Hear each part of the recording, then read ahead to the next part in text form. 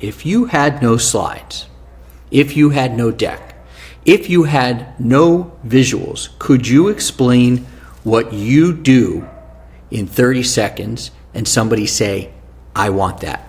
If education sales has you second guessing yourself, take a breath. This is a trust-first, relationship-driven market, and the old tactics, they don't translate. This show replaces guesswork with clarity and a customer acquisition system that builds a pipeline you can trust. I'm Josh Chernikoff, two-time education founder with 2 exits and a lead gen coach for companies in education. Through my EdSales Elevation Experience over the last 2 years, I've coached 210 companies to leads on repeat. In 2025 alone, I delivered over 2,600 hours of coaching to education companies. My co-host is John Gamba. He also has a successful exit, and now he's the Director of Innovative Programs and the Entrepreneur in Residence at Penn's Graduate School of Education. This is the only show dedicated to customer acquisition for education companies, so consistent listeners go from stalled deals to clarity, credibility, and a pipeline they can rely on. This is EdSales Edge, where education company founders earn their edge.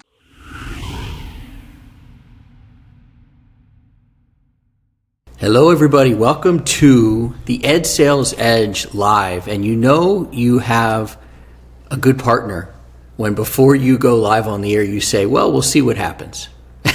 And John just said, okay. And so that's what we're doing. By the way, if this matters to anybody, we have switched the platforms we're using, so things might look a little different, from Restream to Riverside. And this show is going to go from a live show to a show that we release on Sunday for the EdSales Edge. So while this is live, you might be listening to it recorded, and that's all good because we're going to give you lots of value and we're going to give you lots of love. And in that, I bring John Gamba on the stage. Welcome to the show, John. Hey, Josh, look at your background. That's awesome. And that's not fake. That's an actual background of the beautiful nation's capital. It's beautiful. That looks awesome right there. I love that. Thank you. Thank you. Well, we will have you back because the first time you were down here with my family, we were in apartment 420.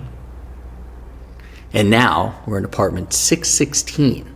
So you are more than welcome to come back. I'm going to start this episode with a simple question for you, John. If you had no slides, if you had no deck, if you had no visuals, could you explain what you do in 30 seconds and somebody say, I want that?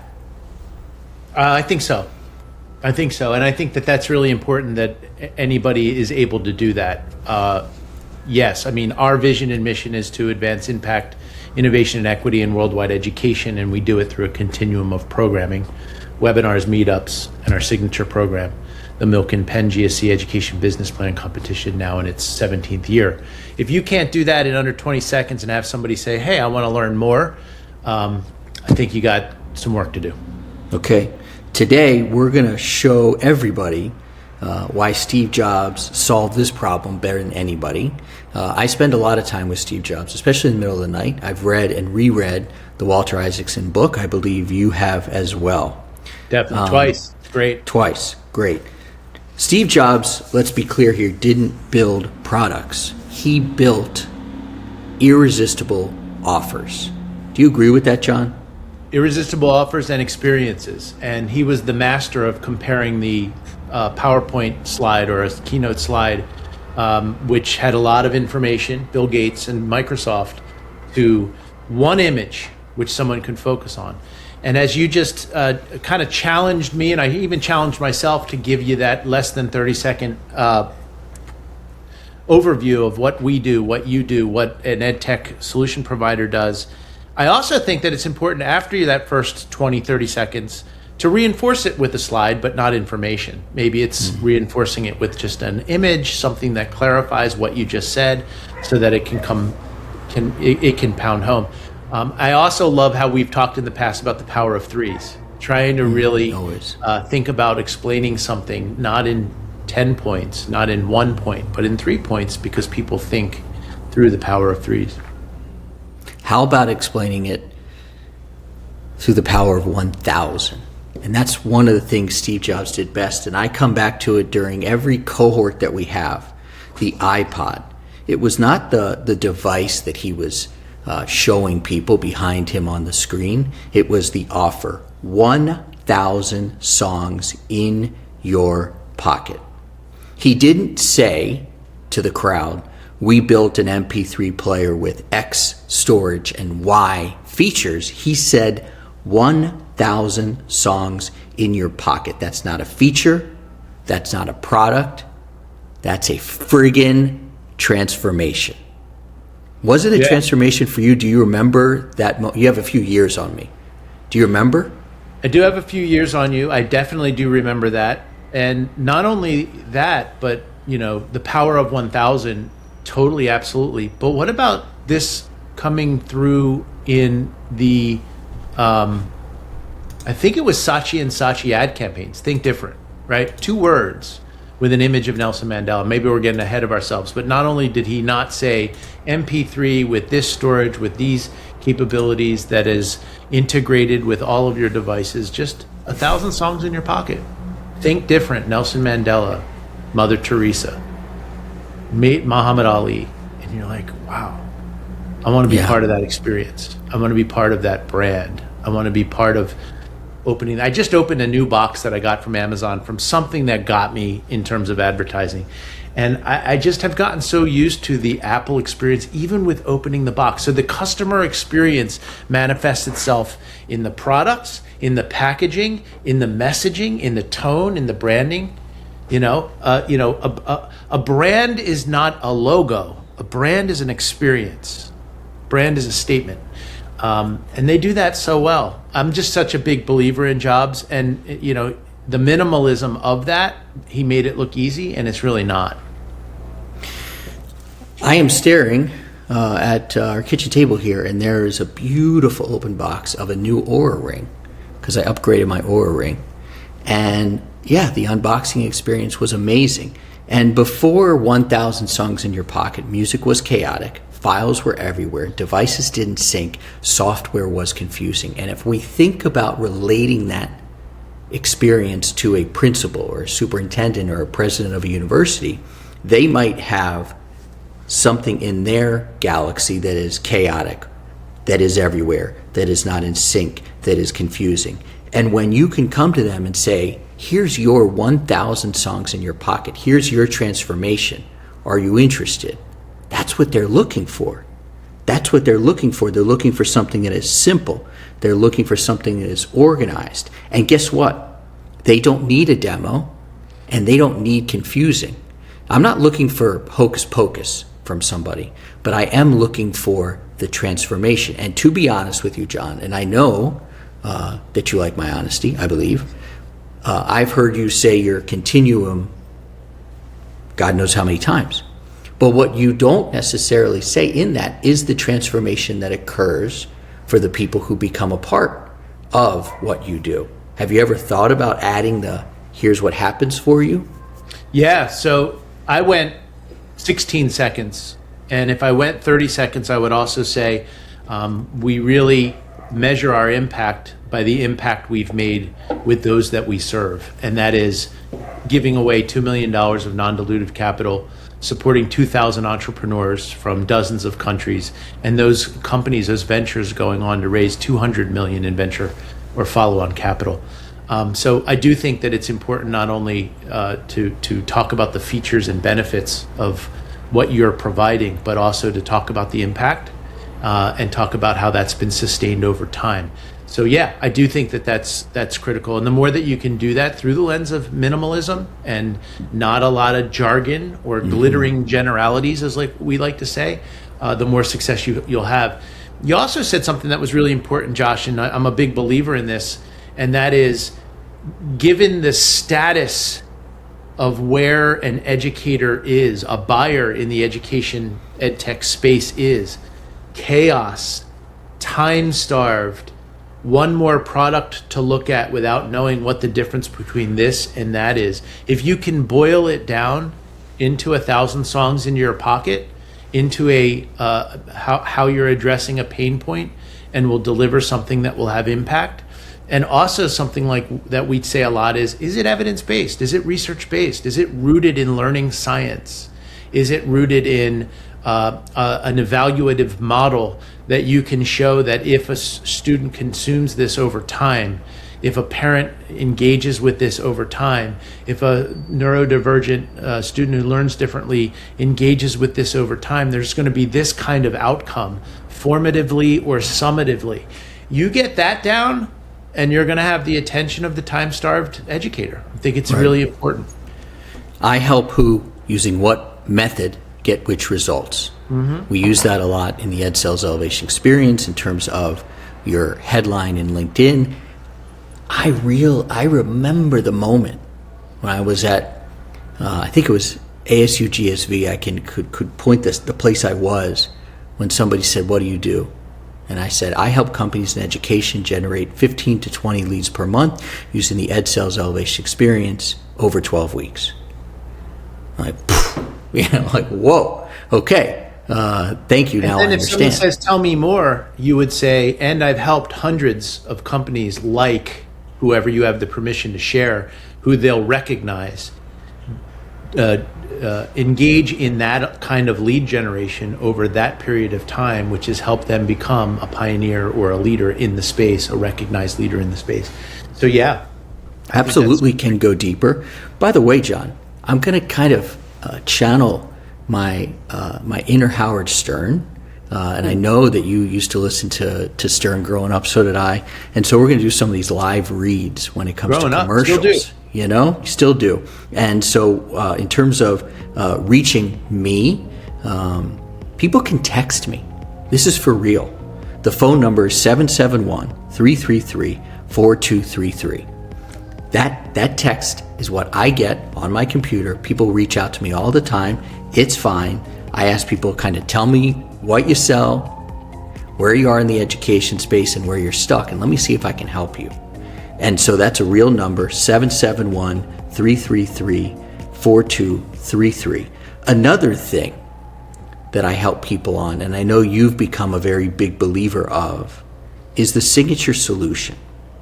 The signature solution is where everything changes for the founders that we work with. It is the mountaintop. And you take people in your signature solution, your offer, from confusion to clarity on the subject that you can help them with the most. You do not sell services, you sell one transformation, not a menu, not a bundle, not it depends, from and to. That's the journey you take your perfect client on.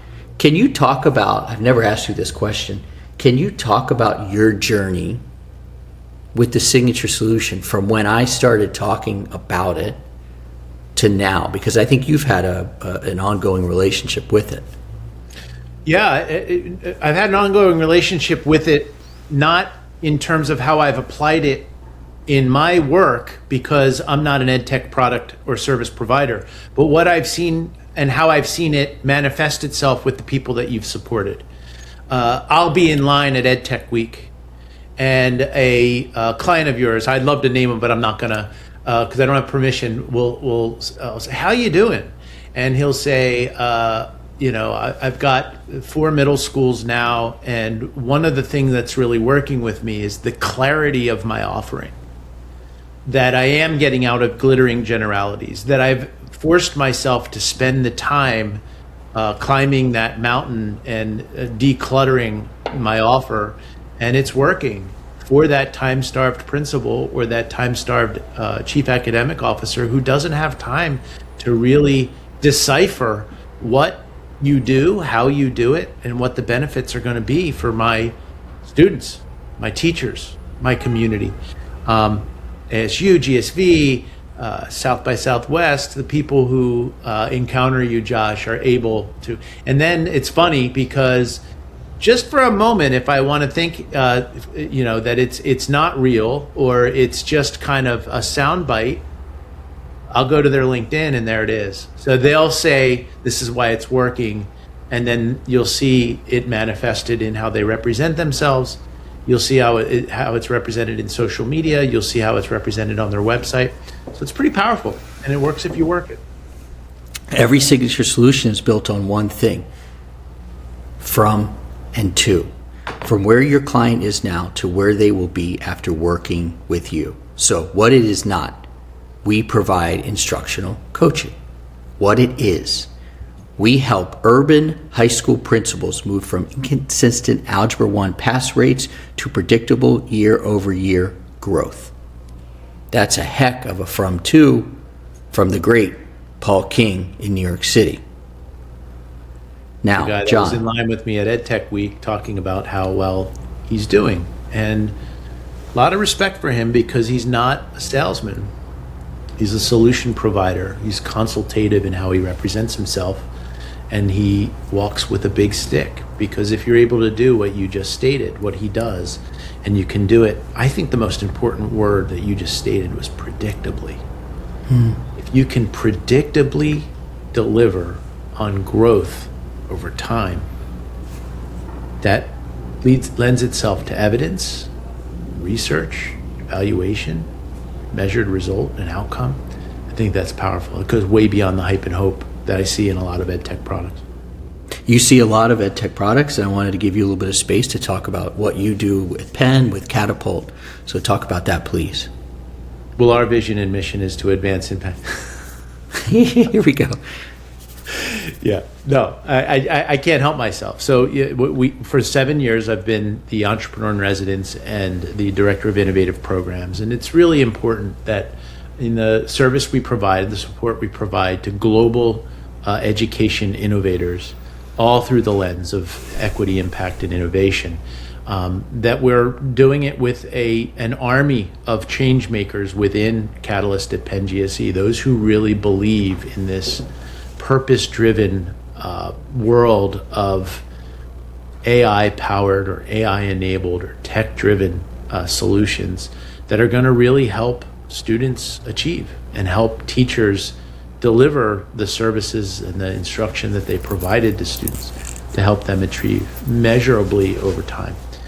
I love the job, love working with everyone from ideation stage, people who are coming up with new ideas, to those who are in Series A, Series B, or even on the path to exit, and help them, through the lens of research to practice. What is the learning science that they're putting into place and trying to actualize? And what is the model that they're using to measure the impact and the outcome? So that's me, Penn GSE. A lot of people say, and just to be a little humble pie, oh, so you support a lot of entrepreneurs at Penn. We have to be very careful to say that this is a global movement. We support entrepreneurs from dozens of countries. They do not have to be affiliated with Penn. They just have to have that purpose-driven attitude and want to be coached and want to do the hard work to be able to transform education as we know it. That is a very clear offer from a person who's been through it in the education space and who's got phenomenal hair. So 3 things. You got your offer right there. Power of 3, back, baby, 17 back. minutes in, we get to the hair. There we go. Before we keep going, I've got this commercial read I got to do. Okay? I'm good. I'm going to channel that inner Howard Stern, and it's about the offer. It's about the signature solution. And if people have their offer and it's not landing clearly the way they want, but it's not specific, we have a framework that people can get. All they have to do is text the word solution, 771-333-4233. And what that will do for them is, if they use this framework, the people they're talking to in the education space will make faster decisions, and they will have to explain less, which is amazing. Make faster decisions and explain less. And I know you believe in a fast yes or a fast no. I want to get quickly back to Steve Jobs. In the book, around page 356, and I don't have my book with me right in my hand. Around page 356? It's 356, I know it. He pushed teams to present without PowerPoint. And in this house that Deloitte helped build, that I'm in because my wife works for Deloitte, PowerPoint has been a very big part of her life. And I know back when you were in your consulting days it was too, but Steve Jobs says you can bury a weak idea under 40 bullet points. You can confuse instead of clarify. You can talk around the point instead of making one in a PowerPoint presentation. Basically, he hated slides. What's your feeling around PowerPoint presentations and slides in general? I'm in the Steve Jobs camp of hating them, but I'm also in the camp of, I think a visual presentation is important. I think it's important in how you do it. So for instance, in August, when we go from hundreds of applications to 125 shortlisted applications to 25 semifinalists in our Milken competition, we have the finalists, the 7 finalists who are competing for 4 prizes. You've been a loyal sponsor, an awesome sponsor of that process. We go through pitch perfect presentations, and all 7 of the finalists do have to have 10 to 15 slides where they're sharing and telling their story, talking about their competitive differentiation, talking about their traction, their TAM, SAM, SOM, not to get jargony, but who is their market and how they're going to go to market. We look at footnotes. How are they substantiating their value proposition in research? How are they going to use the funds? And we're very disciplined in how we offer advice on what content would be in those slides. And we're very Jobsian in what we recommend. And I can tell you, in the 7 years that I've been doing this, the winners do very well with imagery and not content. And their stories come out and their tractions come out through storytelling, through bullets, and a minimal amount of words on slides.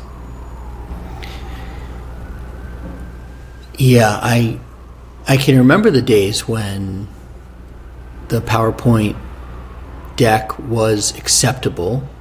And I can also remember thinking, why is this person up there reading to me? And I love that shift to an image or to a word or to an icon and then telling the story. So the test that everybody who's listening or watching should kind of have is, if I had no slides, no deck, no visuals, could I explain my offer in 30 seconds and somebody say, I need that? And if that seems a little bit, kind of abstract, you might want to think about the one line headline. I help who, using what method, get which results. And if that sentence isn't sharp, then you've got some work to do. It's some of the first work we do in the first couple of minutes of the EdSales Elevation Experience. And when I say I help perfect client, the who is the perfect client. And that means, is it a principal at an urban school in the South who needs help with algebra? Let's go down the niche path, rabbit hole, as far as we can, because that is how you help differentiate yourself from anybody else out there. Interesting, we just started a cohort, and we have 2 companies that theoretically could be competing. Actually, both of them applied to the Milken competition. And they said, should we be in the same room? And I said, absolutely. Because I'm not doing my job, and this course isn't doing its job, if we don't differentiate you. If we don't get you to the point where people can understand who you help and what method you use and how it's different from the other person in the room. Competition, to me, does not exist in the education space. You guys just came out with your semifinalists for the Milken competition, so I'd like to take a minute and pause and recognize some of those folks and the competition, which, as you said, I'm a sponsor of, and a judge for. So talk about kind of the 15 semifinalists. Then I'm going to talk about a few of our companies who are killing it in the EdSales Elevation Experience. But you go first. Definitely. So we had over hundreds of applications this year, and we narrowed them down to 25 semifinalists. And we're really unapologetic about equity, innovation, and impact. And so 60 democratized judges looked and gave each of those hundreds of applications over 7 reads, and then through inter-rater reliability, geeking out on the research, we come up with our 25, and we support them through our advanced membership of the Catapult Virtual Accelerator over the next 5 months. Very proud of these 25 semifinalists. You can see it. You can Google the Milken competition and see who they are. I think we had 5 continents represented and 8 countries. Many of our 50 states are represented with the US-based companies, and they're focused on everything from pre-K education and the literacy crisis to college and career readiness to mental health for teachers to how do you actualize a portrait of a graduate and get them ready for the next stage of their life. And very excited about this year's cohort, and excited to get them in front of a lot of our advisors, you included, Josh, to get help in the area of HR and leadership, get help in product development and AI enabling their software and their solution, go-to-market strategies, and really getting a feel for the go-to-market and beachhead markets that they're working in. And then finance and fundraising. How are they raising capital to sustain and grow their business? Excellent cohort, cool program for the next 5 months. And we'll get ready for our September 14th Innovation Summit and Milken Finals, bringing it back to the University of Pennsylvania in celebration of our 250th anniversary as a school and country. Last interruption. Before we wrap this show, I want to remind you guys the EdSales Elevation Experience is where we help founders develop and design lead generation machines that bring in high quality, high converting leads for their education companies on repeat. Get more details in the show notes. Now, let's bring this show home. And if I can make only one request, I'll make it a public request, is that you make available the John Gamba UPenn tour to a few select people. I've been on that tour with Camila, our daughter, and you, and it was super memorable. I've got some memories to share of the last week or so. I wanted to kind of ooze with some love over our 13th cohort. They're in the most critical phase of the program. They're doing the signature solution. So they have already defined their perfect client. They've built credibility. They've tested demand, and we're getting some amazing results. Elke Wong secured a pilot with a school district in South Carolina with potential to scale across to 8 schools. Pamela presented her offer for the first time. She just threw the signature solution out there. She's like, I'm going for it. And the families immediately got it, and bam, fam, booked a meeting from a meeting. There's James, who's in conversations with San Diego Unified, which is a huge move for him. And then we've got our executive level mastermind. I wanted to throw some love to Paul, who we mentioned, is presenting to 27 districts and closing pilots by the day. I get more text messages from this guy than I do my wife. Mitch is sending books to Capitol Hill because he's now very clear with his offer, and he sat next to somebody who's in Congress and said, I want to learn more about mind shifting. And Brent, the great Brent, this guy is doing raise your hand campaigns at 35,000 feet. He has re-engineered his offer, and now his My Al is not just for schools and parents who are struggling with homework, but he's built this thing and re-engineered it and got a very clear offer for parents of elite athletes who are trying to manage schools and schedules. And I'm really proud of the work that Brent is putting in. So I wanted to give us some time at the end of this new format to be able to throw some love to the people that are not only hearing what we're saying every other week, they're also putting in the hard work. And it is hard work, man. I have, right now, I'm up to 2 coaches, potentially 3, going through some transformations myself, especially with the business. And coaching is tough because the best coaches there, they're going to expose gaps and they're going to try and ask you and show you how to level up.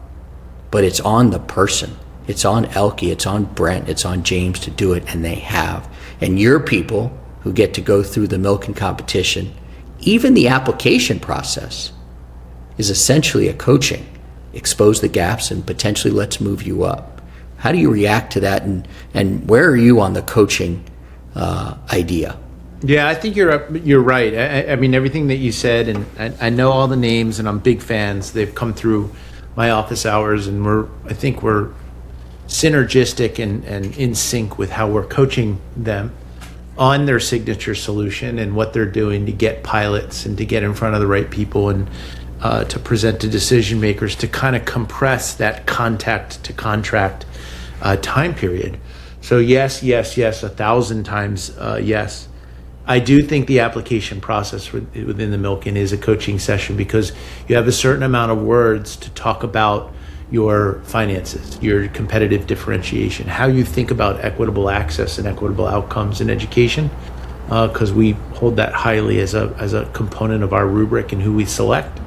I think it's really worth it. And I get a lot of people who may not have been selected this time say it forced me to really get down on paper what I do in a condensed, simplistic, cohesive way.